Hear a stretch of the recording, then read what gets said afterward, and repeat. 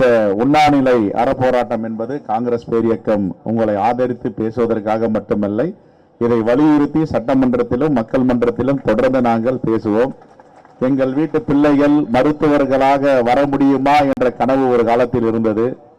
எங்கள் வீட்டு பிள்ளைகள் எல்லாம் ஆயிரக்கணக்கான மருத்துவர்கள் வெளிநாடுகளில் படித்துவிட்டு இன்று இங்கே ஒரு சிக்கலான சூழலில் உண்ணாநிலை அறப்போராட்டம் நடத்துகின்ற அளவிற்கு தள்ளப்பட்டிருக்கிறார்கள். இது உண்மையிலேயே வருத்தப்படக்கூடிய விஷயம். ஒரு நல்லாட்சி நடக்கின்ற ஒரு தமிழ்நாட்டில் இப்படிப்பட்ட ஒரு நிலையை ஏற்படுத்துவது மிகவும் சங்கடத்தை ஏற்படுத்துகிறது. என் அன்பு மருத்துவ மாணவர்களுக்கும் மருத்துவர்களுக்கும் சொல்வதெல்லாம், நீங்கள் எவ்வளவு சிரமப்பட்டு வெளிநாடுகளில இந்த மருத்துவ படிப்பை படித்துவிட்டு இங்கே வந்திருப்பீர்கள் என்ற உங்கள் குடும்பத்தில் ஒருவனாக நான் அறிவேன். தமிழ்நாடு அரசுக்கு, மாண்புமிகு முதலமைச்சருக்கு காங்கிரஸ் பேரியக்கத்தின் சார்பாக வைக்கின்ற கோரிக்கை, இவர்கள் மருத்துவ படிப்பை படித்துவிட்டு தாயகம் திரும்பும் பொழுது எந்தவித நிபந்தனையும் இல்லாமல் அவர்களை அங்கீகரித்து அவர்கள் ஹவுஸ் சர்ஜன் செய்வதற்கு 1 வருடம் போதுமானது என்ற நிலையை மருத்துவர் அம்மா சாந்தி அவர்கள் இங்கே என்னிடம் சொன்னார்கள்.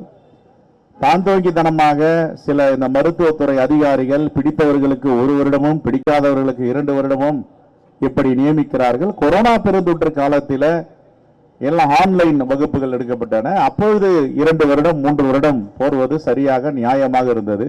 அதுல ஒரு ஜஸ்டிபிகேஷன் இருந்தது. ஆனால் சாதாரண சூழ்நிலையில 1 வருடம் செய்ய வேண்டிய ஹவுஸ் சர்ஜன் பணியை பயிற்சியை 2 வருடம் 3 வருடம் போடுவது எந்த விதத்திலும் நியாயம் கிடையாது. மருத்துவத்துறைக்கும் மாண்புமிகு மருத்துவ நல்வாழ்வுத்துறை அமைச்சருக்கும் நாங்கள் சொல்வதெல்லாம், நம்முடைய வீட்டு பிள்ளைகள் வெளிநாடுகளிலிருந்து படித்து வரும்போது எந்த தடையும் இல்லாமல் எந்தவித பிரச்சனையும் இல்லாமல் அவர்கள் மருத்துவராக தொடர வேண்டும். இந்த 1 வருடம் என்பதை உடனே காலதாமதப்படுத்தாமல் அந்தந்த மருத்துவ கல்லூரியில் அவர்களை நியமிக்க வேண்டும். 7.5% இருந்ததை ஒரு காலத்தில் 7.5% இடஒதுக்கீடு ஒரு சமூகத்திற்கும் இப்பொழுது மக்கள் தொகைக்கு ஏற்றபால் ஏற்றிக்கொண்டு போகிறார்கள். அதாவது சமூக நீதியை வழங்குகிறோம். அதே போன்ற மருத்துவ மாணவர்களுக்கு ஹவுஸ் சர்ஜன் செய்யும் 7.5% 25% உயர்த்த வேண்டும் என்று இந்த கோரிக்கையும் இங்கே நாங்கள் முன்வைக்க கடமைப்பட்டிருக்கிறோம்.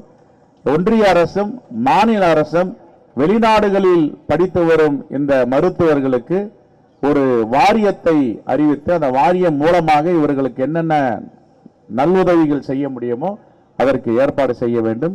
வருகின்ற 20ஆம் தேதி சட்டப்பேரவை கூட இருக்கிறது. அந்த சட்டப்பேரவை வாதத்தில் கண்டிப்பாக உங்களுடைய குரலை எங்களுடைய சட்டமன்ற உறுப்பினர்களும் நானும் அங்கே பதிவு செய்வோம்.